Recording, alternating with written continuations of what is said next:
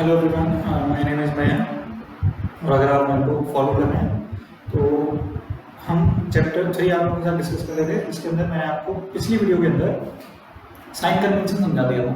Sign convention मतलब आप quadrant के अंदर ट्रिग्नोमेट्रिक जो भी फंक्शन ले रहे थे, ट्रिग्नोमेट्रिक जो भी रेशियो ले रहे थे, उसमें फंक्शन रीड करेंगे।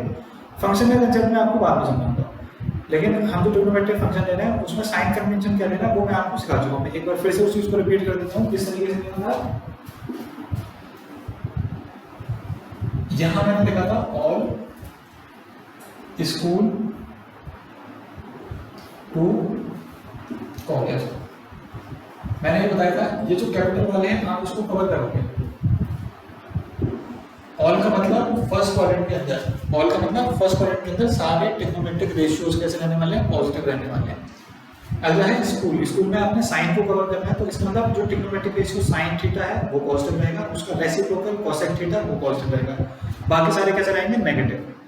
थर्ड क्वाड्रेंट के अंदर 2 लिखा हुआ, ऑल स्कूल 2 का मतलब 10 और कॉट पॉजिटिव रहेंगे, बाकी सारे नेगेटिव रहने वाले हैं ट्रिग्नोमेट्रिक रेशियो। कॉलेज में सी लेना है मतलब कॉस, और कॉस का रेसिप्रोकल सेक, वो दोनों पॉजिटिव रहेंगे, बाकी सारे आपके क्या रहने वाले हैं, नेगेटिव रहने वाले हैं। ठीक है, तो इस कंसेप्ट का यूज करके आपको एक्सरसाइज 3.2 के अंदर जो क्वेश्चन दिया है वो मैं आज आपको डिस्कस कर रहा हूँ। एक्सरसाइज 3.2 डिस्कस करते हैं आपसे। ठीक है, बहुत बेसिक सा क्वेश्चन है एनसीईआरटी का। मैं वो पहले सॉल्व कर रहा हूँ।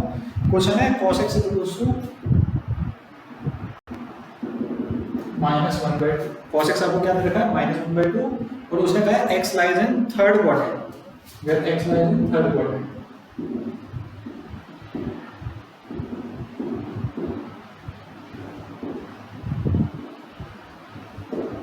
सबसे पहले आप लोकेट करने की बात समझो कि क्या है। cos x -1/2 दे रखा है, -1/2 मतलब वो यहाँ होगा।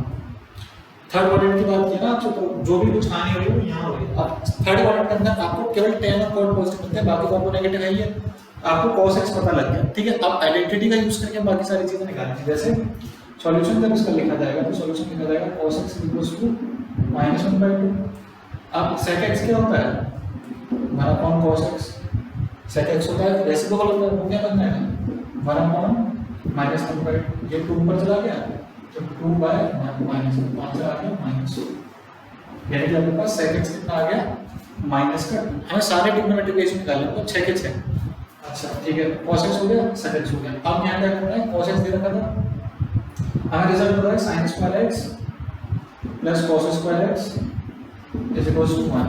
हमें ये रिजल्ट पता था, आइडेंटिटी है sin square x plus cos square x is equal to 1, sin square theta plus cos square theta is equal to 1। तो वैल्यू cos x की पता है आपको, तो ये वैल्यू डाल दो sin स्क्वायर x प्लस -1/2 का whole square is equal to 1 sin square x is equal to ये आ जाएगा आपको plus 1/4 is equal to 1 sin square x is equal to 1 - 1/4 which is 3/4। Calculate करके देख लेना, 4 - 1 3/4 sin स्क्वायर x। अब होगा क्या,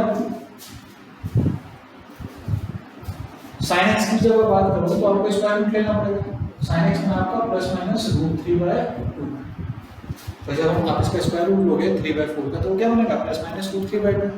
लेकिन क्वाड्रेंट देखना है, कौन सा क्वाड्रेंट है, थर्ड क्वाड्रेंट। थर्ड क्वाड्रेंट में sin थीटा पॉजिटिव होता है नेगेटिव होता है इस क्वाड्रेंट के अंदर।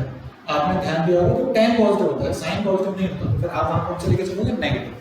तो यहां पे कितने चलेंगे, और sin x -√3/2। क्यों, x lies in third quadrant. यहां हमने इसका रीजन दिया। ठीक है, यहां ये नहीं है, x lies in third quadrant. sin x हो गया, cos x क्या बनेगा, cos x बनेगा और 1/sin x, ये बना 1 -√3/2, रेसिप्रोकेट कर दोगे तो -2/2। ठीक है, बात समझ आ गई।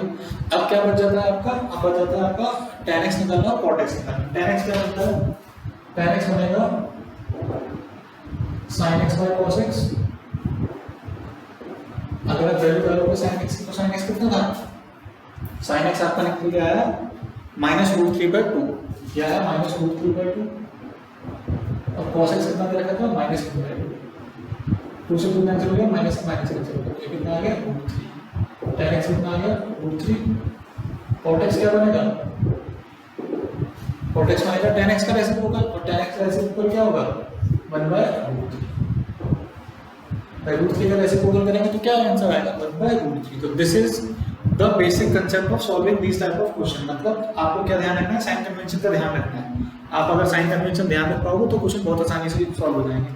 और ये बेसिक कंसेप्ट क्या है, आइडेंटिटी लगानी है।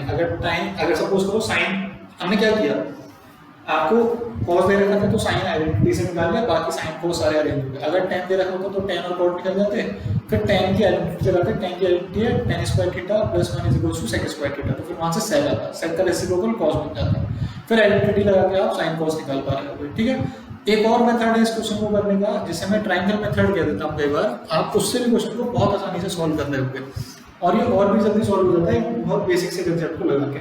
ये क्वेश्चन आप नोट कर लो, मैं इसका एक और पार्ट कराता हूँ, एक और क्वेश्चन कराता हूँ जिसमें चीजें और आसानी से और जल्दी सॉल्व हो जाएंगी, उसको आप सीख लो। ठीक है, देखो क्या है इस क्वेश्चन।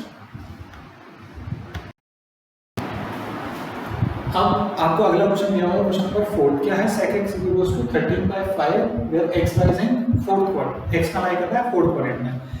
फोर्थ क्वाड्रेंट के हिसाब से सोचो, ऑल स्कूल टू कॉलेज, तो cos पॉजिटिव हो रहा है और sec पॉजिटिव हो रहा है, मुझे अकॉर्डिंगली sec पॉजिटिव दिया हुआ है तो वो ठीक चीज लिखी हुई है। अब आप इसको ट्रायंगल मेथड से कैसे करोगे वो समझो केवल। आप ये मान लो कि किसी ट्रायंगल के अंदर आपको sec x दिया हुआ है, इसका मतलब एंगल x ना होगा यहाँ पर और sec x दे रखा है। sec x का मतलब क्या होता है, इस एंगल से ABC मान रहा हूँ मैं और इसके अंदर sec x दिया हुआ, तो sec x का क्या कंसेप्ट होता था, जैसे cos x होता था बेस अपॉन हाइपोटेन्यूज, तो sec x बनता है हाइपोटेन्यूज बाय बेस। हाइपोटेन्यूज कितनी होगी इसका मतलब इसकी 13 और बेस कितना हो गया 5। अगर आप इसमें ट्रिपलेट लगाओगे तो यहाँ कितना आ जाएगा 12, क्यों, क्योंकि 12 का स्क्वायर 144 होता है, 5 का स्क्वायर 25, 144 प्लस 25 करने से कितना आएगा 169 which is the square of 13। ठीक है, तो ये ट्रिपलेट आपको याद होगा, 10th क्लास में हमने इस क्वेश्चन को बहुत किया हुआ है। अब ऐसे करके मैंने लिखा यूजिंग ट्रायंगल मेथड, आपने क्या किया ये कन्वर्ट कर लिया। ठीक है, अब एंगल तो सेम ही है, जितने भी आप निकालोगे tan sec मतलब sec x दिया हुआ है, tan x sin x cos x सब कुछ पूछा गया है आपसे, तो बस अब आपको ध्यान क्या रखना है कि मुझे कैलकुलेशन सेम रखनी है। तो sin x क्या बनेगा इस एंगल में, sin x बना यहाँ पर perpendicular by which is 12/5 13, but as x आप इस कैलकुलेशन को खुद ही समझ लो कि मैं बार-बार उसको लिखना पड़ेगा, मैं यहाँ लिख देता हूँ as x lies in fourth quadrant, तो हम क्या करेंगे साइन अरेंज करते हैं, हम क्या करेंगे साइन अरेंज कर लेंगे। मैं पहले सारे ट्रिग्नोमेट्री लिख देता हूँ। sin x हो गया, cos x क्या बनेगा इस एंगल में base upon hypotenuse 5/13, tan x perpendicular by base 12/5, cot x base upon perpendicular तो वो 5/12, sin cos tan cot और cosec x। cosec x आपका होता है परपेंडिकुलर बाय हाइपोटेन्यूज और सॉरी उल्टा हाइपोटेन्यूज बाय परपेंडिकुलर 13/12।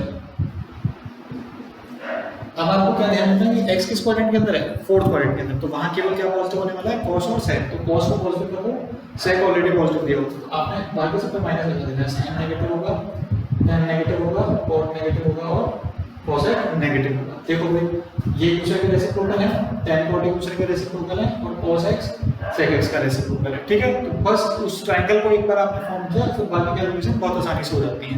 ठीक है, और ये कैलकुलेशन आप तरह से नहीं होगी, मतलब सपोज करो कि x किसी ट्रायंगल के अंदर लाई कर रहा है, मतलब फोर्थ क्वाड्रेंट के अंदर लाई कर रहा है, तो इसके अंदर हम क्या मान के चल रहे हैं कि जो आपका एंगल था वो फोर्थ क्वाड्रेंट का था। अब आप फोर्थ क्वाड्रेंट में ये समझ के चलिए कि मतलब कुछ इस तरीके की कहानी गई होगी, मतलब इस क्वाड्रेंट का एंगल था। ठीक है, इसीलिए आपने cos और sec को पॉजिटिव लिया, अदरवाइज बाकी सारे आपने क्या किया थे नेगेटिव।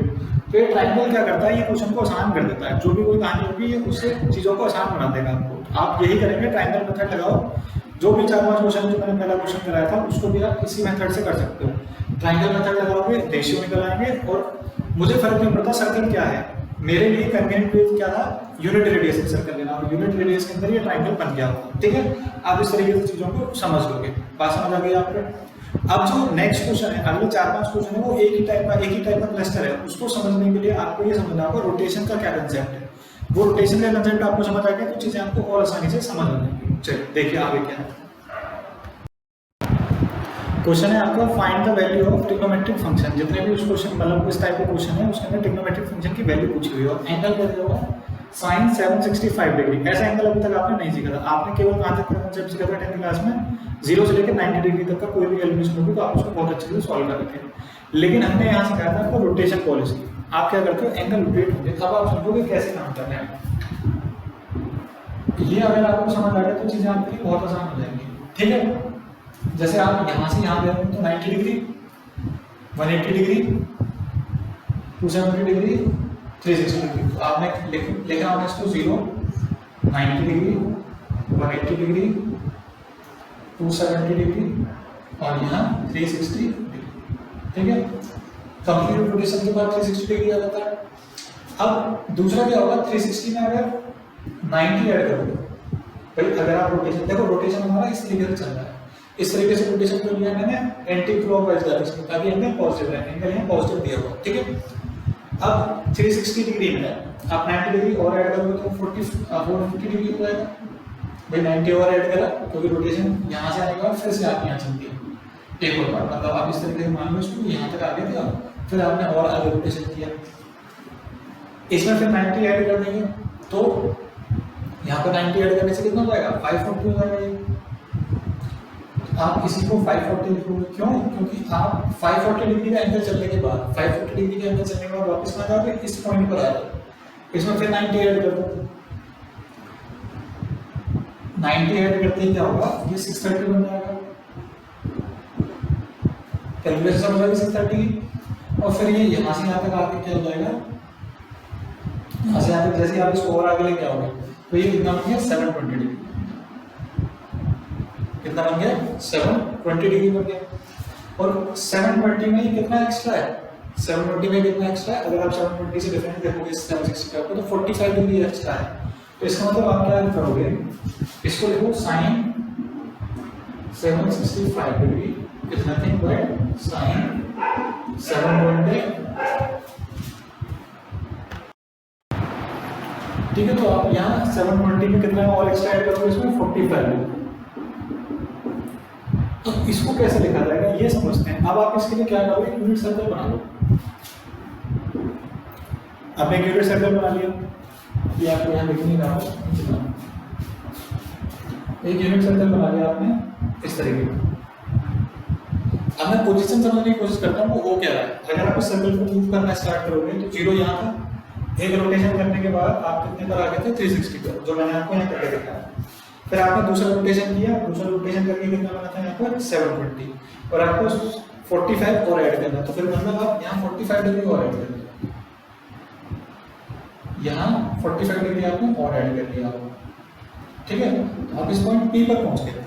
तो बेसिकली जो भी वैल्यू आ रही है ट्रिग्नोमेट्रिक रेशियो के लिए, उसके लिए ट्रायंगल तो यही बनेगा, उसके लिए ओरिजिनल ट्रायंगल तो यही बनेगा जिसका एंगल कितना है, 45 डिग्री हो गया। रोटेशन कितना भी करते चले वापस वैल्यू तो रिपीट होती है ना, क्योंकि भाई देखो आप यहाँ से स्टार्ट करते हो और फिर वैल्यू जैसे यहाँ जाएगी तो फिर वैल्यू रिपीट होने लग जाती है इसकी। तो इसको हम जो ट्रिग्नोमेट्रिक फंक्शन होते हैं उसको हम रिपीटेड फंक्शन बोलते हैं। क्यों? क्योंकि वो अपने एक सर्टेन इंटरवल के बाद वैल्यू को रिपीट करता है। तो 720 प्लस 45 को आप क्या लिखोगे, केवल 45 भी लिख सकते हो, कौन सा, sin 45। और sin 45 डिग्री किसके इक्वल होता है, sin 45 डिग्री 1/√2 के इक्वल होता है। किसके इक्वल होता है, 1/√2। तो आप इस तरीके से क्वेश्चन को सॉल्व कर रहे हो। ठीक है, इसमें और डिटेलिंग है, उसको भी मैं आपको समझा दूंगा।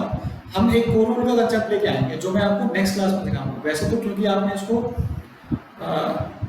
जूनियर क्लास में सीखा था, 10th के अंदर हमने कोरूल समझाया, 90 प्लस थीटा समथिंग करके वो सिखाया था, वो आपको ध्यान रखना। तो उसी कंसेप्ट को जब मैं आगे करूंगा, अब मैं आपको फॉर्मूला डिस्कस करूंगा, तो वहां मैं इसके और डिटेलिंग कर दूंगा। आप फॉर द टाइम बिंग इस पर्टिकुलर क्वेश्चन को मैंने करा दिया 6 को, बाकी इस एक्सरसाइज में जो क्वेश्चन है आप उसको भी ड्रॉप कर दो। मैं पहले फॉर्मूला डिस्कस करूंगा आपके साथ, उसके बाद जितने क्वेश्चन बनते हैं जो इसके छूट गए हैं वो आप फिर नेक्स्ट एक्सरसाइज के कंसेप्ट के साथ, क्योंकि वो कंसेप्ट आगे डिटेल किया हुआ है, तो अभी के लिए इस क्वेश्चन को छोड़ देना क्योंकि हमने फंक्शन डिस्कस नहीं किया। फिर आप लोगों को नेक्स्ट क्लास नेक्स्ट वीडियो के थ्रू चीज़ें और बेटर समझ आ जाएगी। लेकिन अभी आपको ये समझ आ गया होगा कि रोटेशन से हमारा क्या मतलब है, हम किस तरीके का रोटेशन कर रहे हैं। ठीक है, चलिए फिर आज उसको यहीं एंड अप करते हैं। Thank you.